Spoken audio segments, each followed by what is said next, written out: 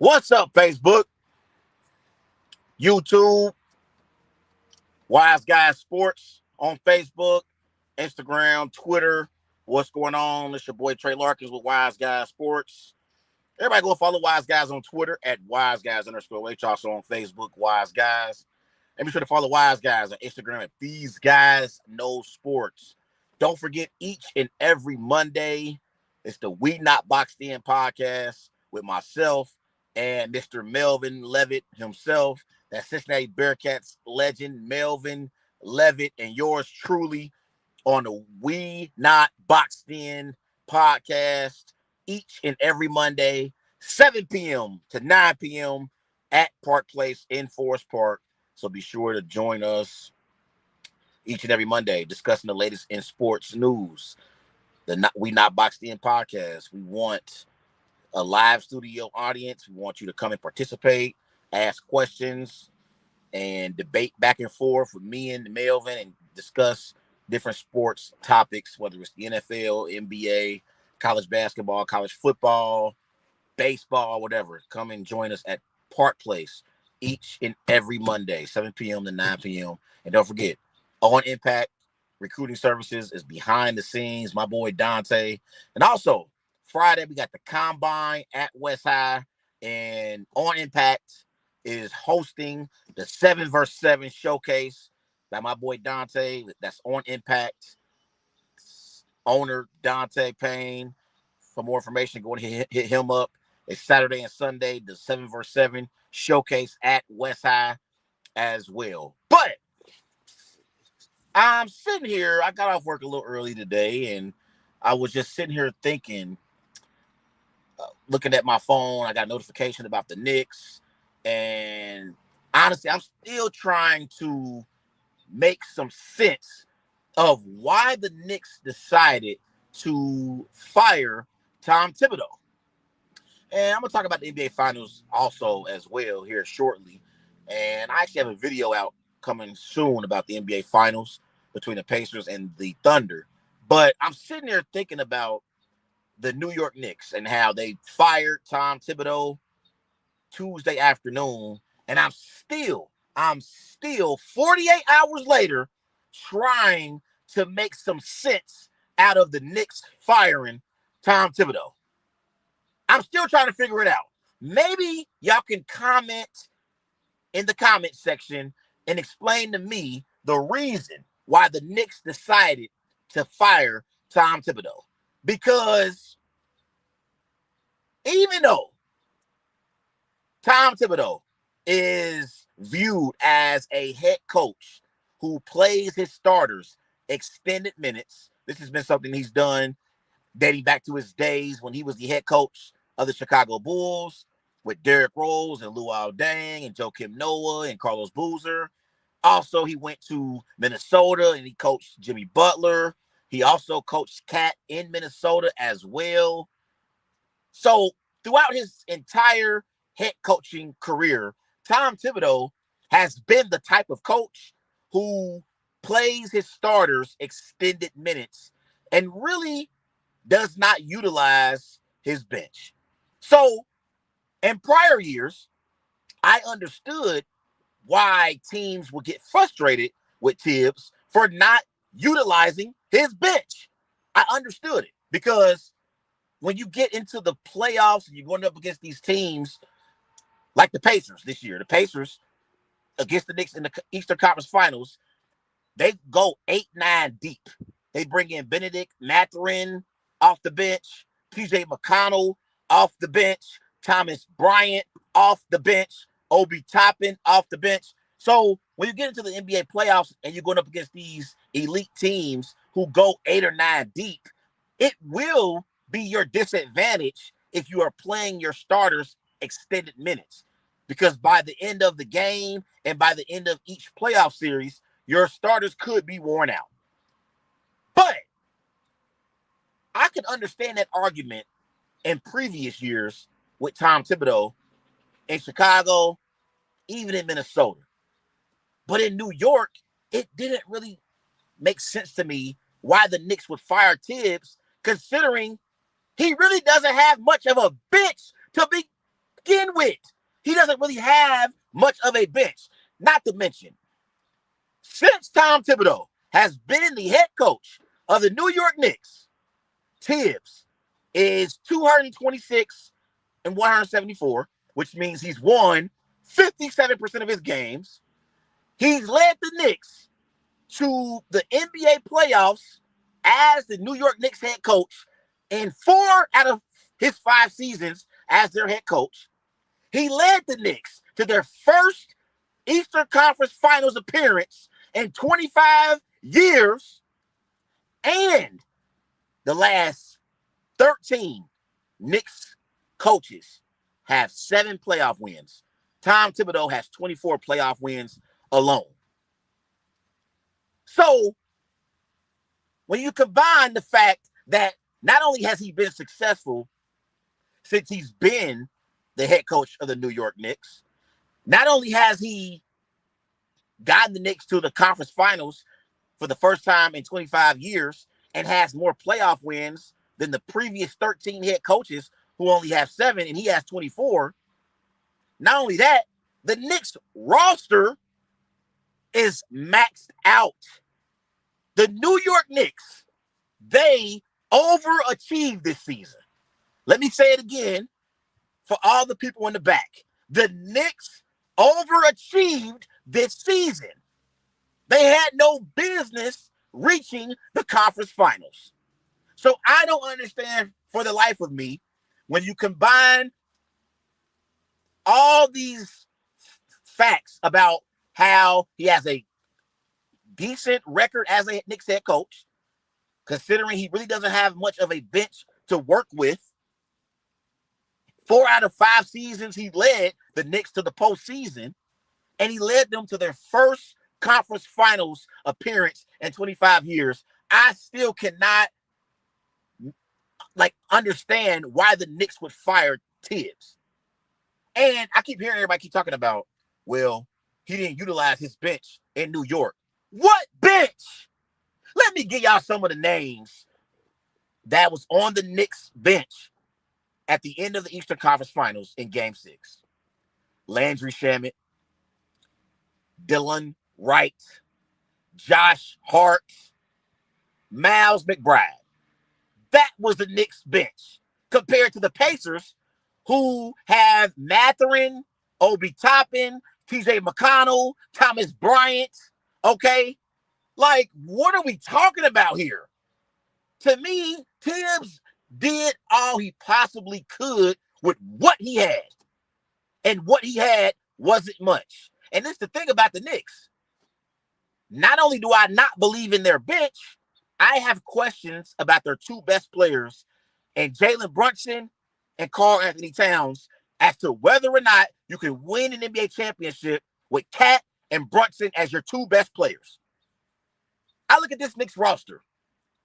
The Knicks have limitations. They have limitations. The Knicks don't have the depth that the Pacers have. The Knicks don't have the talent that the Celtics have. Even though the Knicks beat the Celtics, they're not a more talented team than the Celtics are. The Knicks don't have as much talent as the Cleveland Cavaliers have. So, to me, Tom Thibodeau overachieved as the Knicks head coach, getting them to the Eastern Conference Finals and having them 2 wins away from the NBA Finals. He overachieved as a head coach. If you ask me, it made no sense to me why the New York Knicks would fire Tom Thibodeau. This was a dumb move by the New York Knicks. Unless it's only 2 reasons why I could make sense of the Knicks firing Tom Thibodeau. Number 1, they have a possibility of landing Giannis in free agency, and Giannis wants the coach of his choice. That's 1. Maybe they can lure Giannis to New York, and maybe Giannis doesn't want to play for Tom Thibodeau. In that case, you would go out and hire whoever the hell Giannis wants to play for at the head coaching position for the New York Knicks. The only other reason I can feel like I can make sense of the Knicks firing Thibs is Eric Spoelstra or Ty Lue being available. That's it. That is it. That's the only two reasons I could come up with as to why the Knicks would fire Tom Thibodeau. Because you're going to get your hands on Giannis, and Giannis would want to play for the coach of his choice, or Eric Spoelstra or Ty Lue has informed you that they plan to come to New York and be the Knicks head coach. Because I do believe Thibs is a good NBA head coach, but Thibs is not as good of a coach as a Ty Lue or an Eric Spoelstra. But Tom Thibodeau is a good NBA head coach. He's a good head coach. I keep hearing about how the Knicks may possibly go out and hire Michael Malone. I love Michael Malone. I don't feel like Michael Malone should have been fired in Denver. Michael Malone is an NBA champion as a head coach, and I like the way Michael Malone led the Denver Nuggets. And I feel like, honestly, he should have never lost his job. But honestly, I don't really feel like Michael Malone is a huge upgrade over Tom Thibodeau. Michael Malone had the luxury of coaching Nikola Jokic, who's the best player in the NBA. That's why Michael Malone has an NBA championship on his resume. I don't believe Michael Malone is a better head coach or an upgrade over Tom Thibodeau. They talked about how maybe the Knicks may hire Jay Wright. Jay Wright used to the coach Jalen Brunson and Josh Hart at the University of Villanova. But do I believe Jay Wright is going to hold Josh Hart and Jalen Brunson accountable the way Thibs did? No. But I just can't make sense of why the Knicks would fire Tom Thibodeau unless Giannis has told them he wants to come to New York and play and wants to choose a coach of his choice, or unless Eric Spoelstra or Ty Lue has informed the Knicks that they would come to New York and coach the Knicks. That's the only way I can, those are the only two things I can think of as to why the Knicks would fire Thibs. Seriously, I still can't make sense of it. Can y'all? Seriously, y'all keep talking about he didn't utilize his bench. What bench? The bench consists of Landry Shamet, Dylan Wright, Miles McBride, and Miles Robinson. What are we talking about here? And the bottom line is the Knicks overachieved. And I said, honestly, I know the Knicks beat the Celtics in the conference semifinals. But in 5 out of the 6 games in the conference semifinals against the Celtics, the Knicks were trailing by double digits.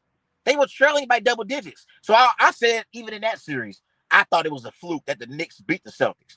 But I gave the Knicks credit. I gave them credit. And they are a mentally tough basketball team. The Knicks are a mentally tough basketball team, and they overcame three 20-point deficits in the NBA playoffs this year. 3 games 1 and games 2 against the Celtics in the conference semifinals, and game 3 in the Eastern Conference Finals against the Pacers. But the Knicks overachieved this year. The Knicks are not better than the Indiana Pacers. They are not better than the Cleveland Cavaliers. They are not better than a healthy Boston Celtics team, even though they beat the Boston Celtics this year in the NBA playoffs. It was one of those rare cases where the best team did not win the series. Because I say it all the time. In the NBA, if you beat a team 4 out of 7 times, usually I would consider the team that wins NBA playoff series the best team. But I do not believe the Knicks are better than the Celtics. I don't believe the Knicks are better than the Pacers. I don't believe the Knicks are better than the Cavaliers. I damn sure don't believe the Knicks are better than the Thunder. I don't believe the Knicks are better than the Timberwolves. I don't believe the Knicks are better than the Nuggets. I don't believe the Knicks are better than the Lakers. Yes, I'm just telling y'all, the Knicks overachieved this year. And I know y'all probably going to say I'm being a hater, but the Knicks are not a championship contender. Yes, they were 2 wins away from the NBA Finals, but the New York Knicks were never, in my eyes, true championship contenders. That's why I believe Tom Thibodeau did an amazing job as the New York Knicks head coach.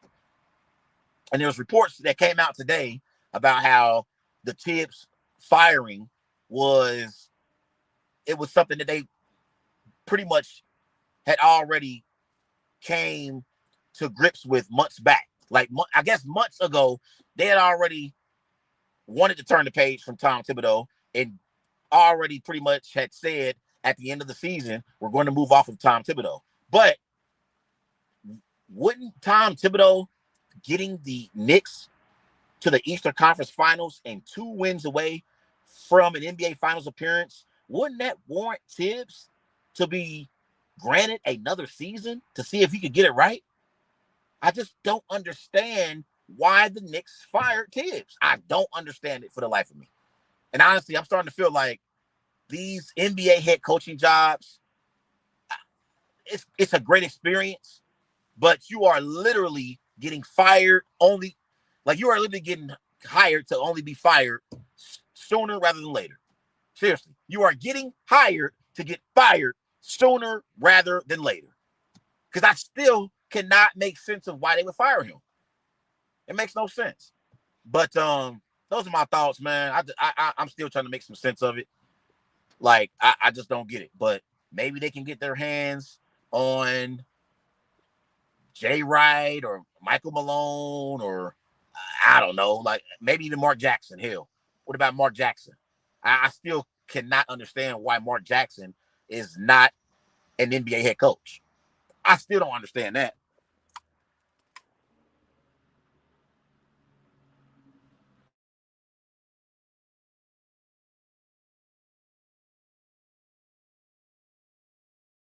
I still can't understand why Mark Jackson is not an NBA head coach right now. But I'm just still trying to make some sense of the Knicks firing Thibs. Again, in 5 seasons, the man was 226 and 174, which means he won 57% of his games. And 4 out of his 5 seasons, Thibs led the Knicks to the postseason. He led the Knicks to their first conference finals appearance in 25 years. In the last 7 Knicks head coaches, they have a combined 7 playoff wins. Tom Thibodeau by himself has 24 playoff wins during his tenure as New York Knicks head coach. And you look at the New York Knicks roster, the Knicks roster is not as good as the Indiana Pacers roster is. It's not as good as the Cleveland Cavaliers roster is. It's not as good as the Boston Celtics roster is. And that's just in the Eastern Conference. I think the Knicks are honestly more in that middle tier in the Eastern Conference. That's why during the regular season, the Knicks struggle against the elite teams like the Celtics, like the Cavaliers, like the Thunder. They are a in the Eastern Conference to me, the Knicks are in that middle tier. Like they are right there with the Milwaukee Bucks. They're not a team, like they're right there with the Milwaukee Bucks and the Orlando Magics of the world. I don't view the Knicks as this elite championship contender in the Eastern Conference. I don't. I really, really don't. And I think they really overachieved this season. And I just think I think Tom Thibodeau got screwed. He got screwed in this situation. He really, really did. But man, it's crazy. Becoming an NBA coach is crazy. You are literally hired to be fired sooner rather than later. But those are my thoughts on the Tom Thibodeau situation in New York. Everybody go and follow Wise Guys on Twitter at Wise Guys _ Weight Loss, on Facebook, Wise Guys. Be sure to follow Wise Guys on Instagram at These Guys Know Sports. Don't forget, Saturday and Sunday on Impact, we'll be hosting the 7vs7 showcase at West High High School. That's at West High High School on Impact. CEO Dante Payne will be hosting the 7vs7 showcase at West High High School. That's Saturday and Sunday this upcoming weekend. I believe the dates are the 7th and 8th. But we got the NBA Finals tonight.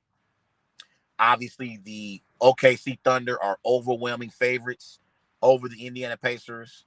It's going to be a very interesting series. I hope the Pacers can steal one of these first two games in Oklahoma City to give themselves a chance. Because if the Pacers go back to Indy trailing 2-0, it's going to be a short series. It's going to be a short series. The only way the Pacers can possibly pull off an upset is for them to steal one of these first two games in the finals in Oklahoma City. If they go back to Indiana down 2-0, it's going to be a short series. If the Pacers can win one of these first two games in Oklahoma City, I believe they would increase their chances at being able to pull off an upset in the NBA Finals. But they got to win one of these first two in Oklahoma City. If you're the Pacers, you want to try and catch the Thunder sleeping, because the Thunder haven't played in, I believe, like 7 days. And the Pacers just came off of a tough 6-game series against the New York Knicks. So the Pacers, I believe they wrapped up their series against the Knicks in the Eastern Conference Finals Saturday. So they've had 4 days to prepare for the Thunder, which means they should come out and still be in rhythm. The Thunder haven't played since last Wednesday, I believe. I believe it was last Wednesday when they wrapped up their series against the Timberwolves in the Western Conference Finals. So the Thunder haven't played in about 8 days. The Pacers haven't played in 4 days. So maybe the Pacers can come out early in game 1, create some separation, be in rhythm more than the Thunder, and try to steal game 1 on the road in Oklahoma City in the NBA Finals. That's their only hope. That's their only hope. And if they can do that, they can extend this series. But obviously with the Pacers, they have a high potent offense as a basketball team. Tyrese Halliburton has been leading the way for the Indiana Pacers. And I always say it, I said it before, like Tyrese Halliburton kind of reminds me of a quarterback in the NFL. What Joe Burrow is to the Bengals, what Patrick Mahomes is to the Chiefs, what Josh Allen is to the Buffalo Bills, that's what Tyrese Halliburton is to the Indiana Pacers. He is the quarterback of their team. And make no mistake about it, the Indiana Pacers would not be in the NBA Finals if it were not for Tyrese Halliburton. He has been balling in the postseason this year. And whoever the hell said that Tyrese Halliburton is overrated, they should be exposed. Because Tyrese Halliburton has answered the call in a major, major way. And he's the biggest reason why the Pacers are in the NBA Finals. He's been balling. And honestly, right now, he's a top 5 point guard in the NBA. He really, really is. He really, really is. That brother has been balling. But he's not alone. Pascal Siakam played well in the Eastern Conference Finals. He won Eastern Conference Finals MVP. I thought Halliburton should have won Eastern Conference Finals MVP.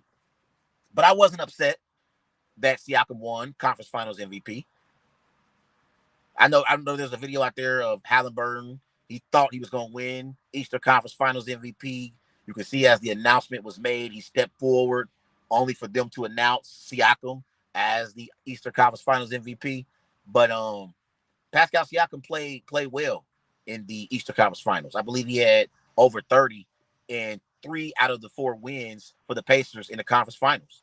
So he played well, and he's going to have to play well again in the NBA Finals. Like Tyrese Halliburton and Pascal Siakam both have to play at an elite level for the Pacers to have a chance in the NBA Finals. Now, I know the Pacers, they go 8-9 deep. They're starting 5 with Tyrese Halliburton, Andrew Nembhard, Aaron Nesmith, Pascal Siakam, and Miles Turner. That's a solid starting 5. A very, very solid starting 5. And I like Andrew Nesmith and his defensive intensity. I thought in game 6 in the conference finals, Andrew Nesmith did a tremendous job.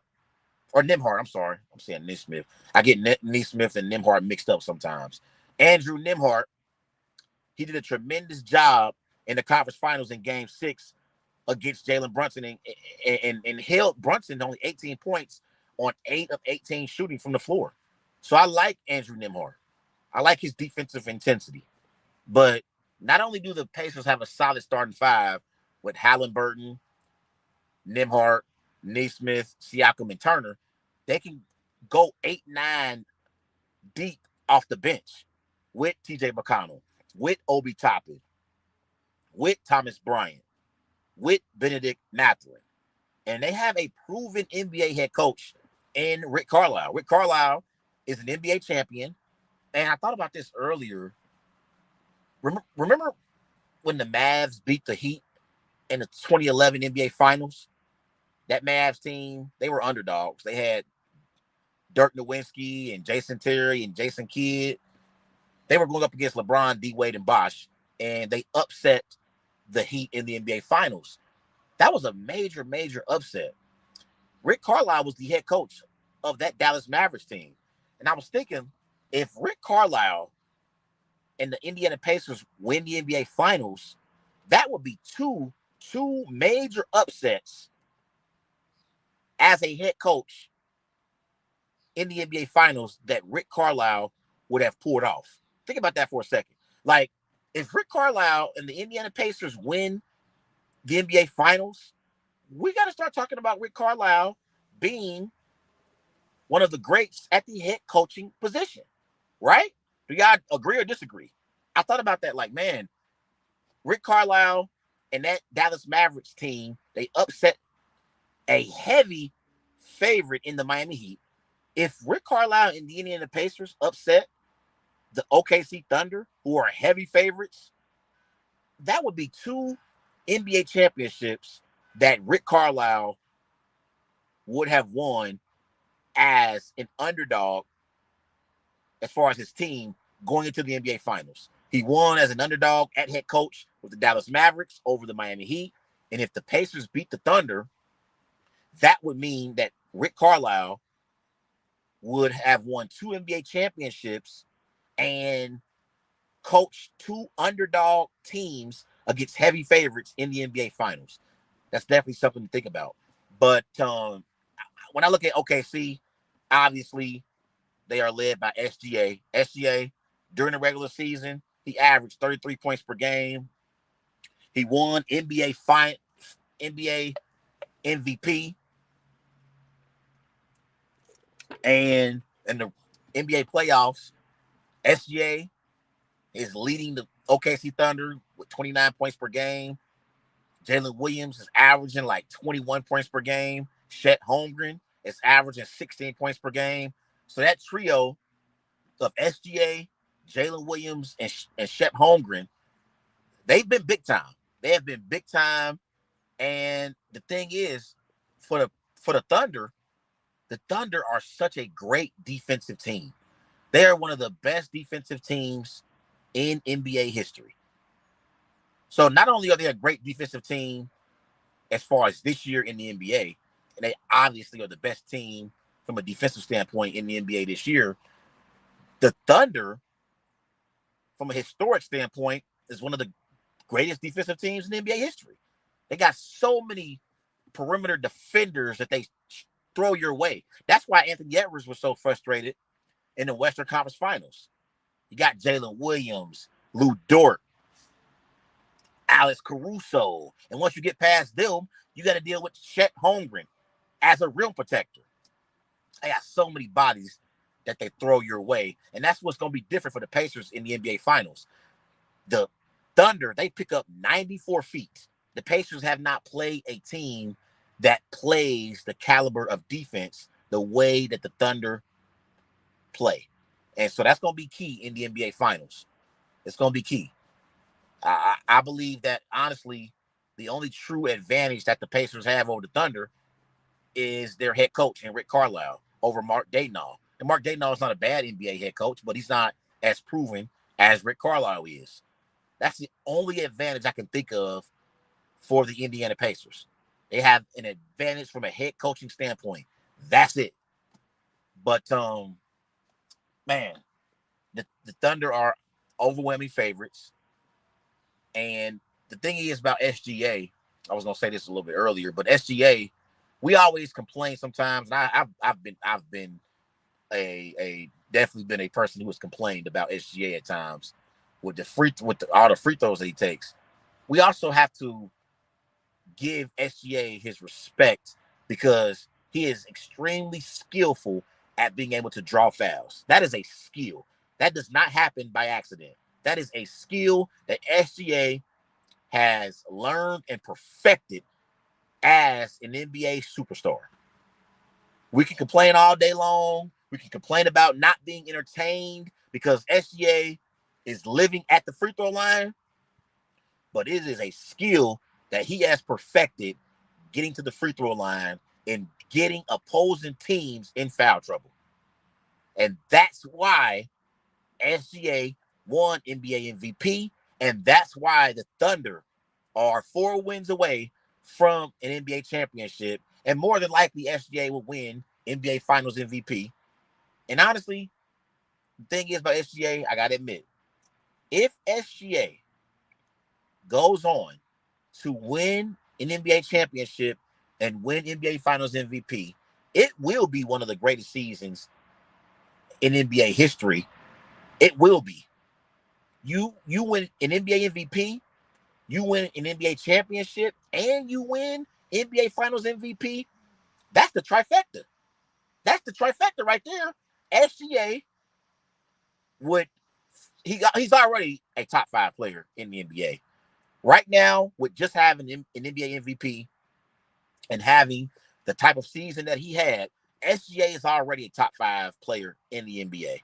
But if he caps it off with an NBA championship and an NBA Finals MVP, that would be recognized and should be recognized as one of the greatest seasons from a player in NBA history. Now, I don't believe that SGA is an all-time great yet. I don't believe that SGA is as great as Kobe was. I don't believe SGA was as great as MJ was. But it's undeniable that if SGA wins an NBA championship and caps it off also with an NBA Finals MVP and goes for the trifecta meaning you won NBA MVP, NBA championship, and NBA Finals MVP, that would be one of the greatest seasons in NBA history from a player standpoint. So it's going to be interesting to see if he can cap it off. But man, I'm excited. It's strength on strength in these NBA finals. The Indiana Pacers, they have the best field goal percentage in the NBA playoffs. They shoot 50% from the floor. The Thunder, they hold their opponents to only 43% shooting from the floor from a defensive standpoint. So it's strength on strength in these NBA finals. And it's 2 small market teams. That's another thing I was thinking about. This NBA finals. It's not the Cavaliers and Warriors finals. It's not the Celtics and Lakers finals. It's not even the Celtics and Mavericks finals from last year. These are 2 small market teams who have never won an NBA championship. I believe the Thunder won a championship when they were the Supersonics.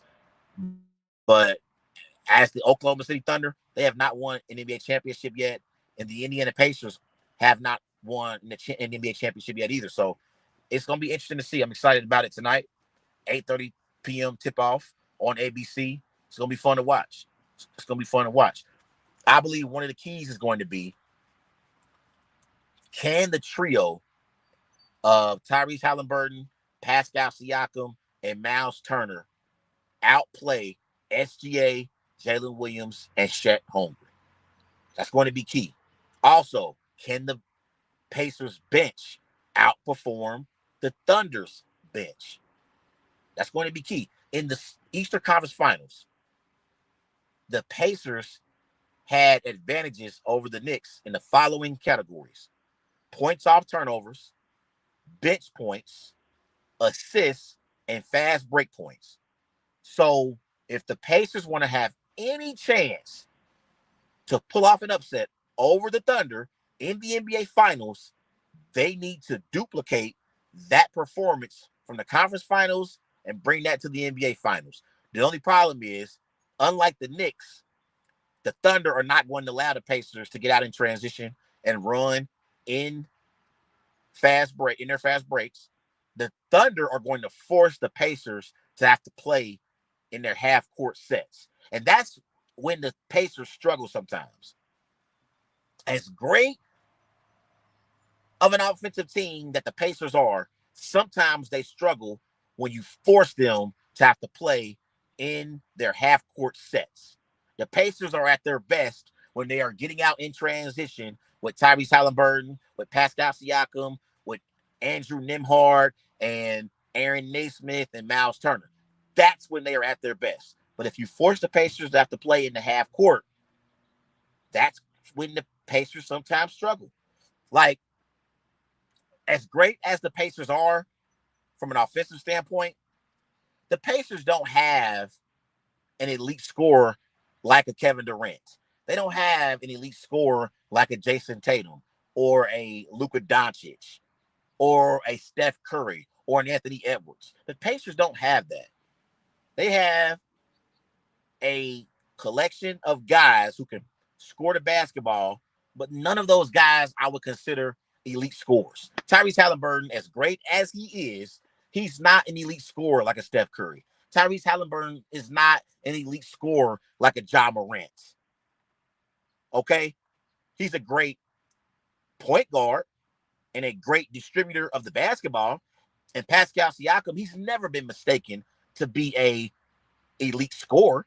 Does he have his moments where he can sometimes give you 25 or 30 a night? Absolutely. But Tyrese Halliburton nor Pascal Siakam, I view as elite scorers. And so that's going to be a key in the NBA Finals. Can the Pacers still get quality offense when the Thunder force them to have to play in their half-court sets? Because the Thunder are not going to allow the Pacers to get up and down the floor and play in transition and play in that fast up-tempo speed. The Thunder are not going to allow the Pacers to do that. So the Pacers are going to have to show and prove that they can play in the half court and get quality shots at key moments during games in the NBA Finals. We'll see if they can do it. But everybody go follow Wise Guys on Twitter at WiseGuys_H. Also on Facebook, Wise Guys. And be sure to follow Wise Guys on Instagram at These Guys Know Sports. Don't forget, each and every Monday, 7 p.m. to 9 p.m. at Park Place, it's the We Not Boxed In podcast with myself and Cincinnati Bearcats legend Melvin Levitt. We are at Park Place each and every Monday, 7 p.m. to 9 p.m., discussing all the latest in sports news each and every Monday at Park Place, 7 to 9. Your boy Trey Larkins and Melvin Levitt. But everybody, enjoy y'all Thursday evening. Enjoy the NBA Finals. I have Thunder in 6 over the Pacers. I hope the Pacers can steal one of these first 2 games in Oklahoma City, preferably game 1. Maybe you can catch the Thunder sleeping at the wheel in game 1. But I'm going to say it again, if the Pacers go back to Indy and they are down 2-0, we are going to have a short series. If the Thunder can steal one of these first 2 in games 1 or games 2 in OKC, we may have a long series, and you never know what could happen if the NBA Finals goes to a game 6 or a game 7. But if it's 2-0 going back to Indy, the Thunder will put the Pacers out in either 4 or 5 games. Those are my thoughts on the NBA Finals and Tom Thibodeau. Y'all enjoy y'all Thursday.